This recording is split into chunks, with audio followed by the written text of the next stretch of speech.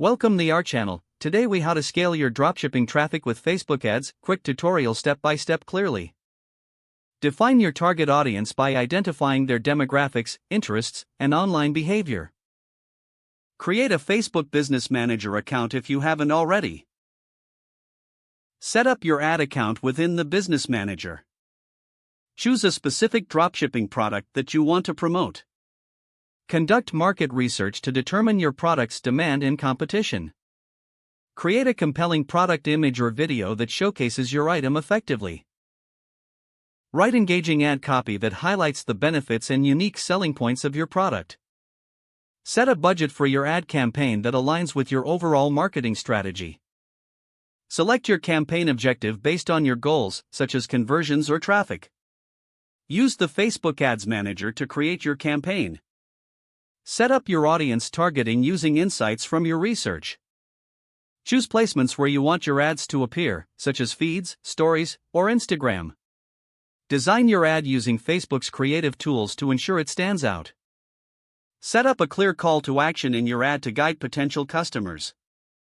Monitor your ad performance regularly to evaluate click-through rates and conversions.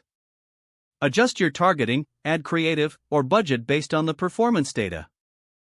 Run A/B tests to compare different ad variations and determine what works best.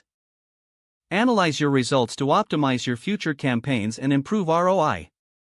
Stay updated on Facebook's ad policies to ensure compliance and avoid issues. Continuously refine your approach based on audience feedback and changing trends.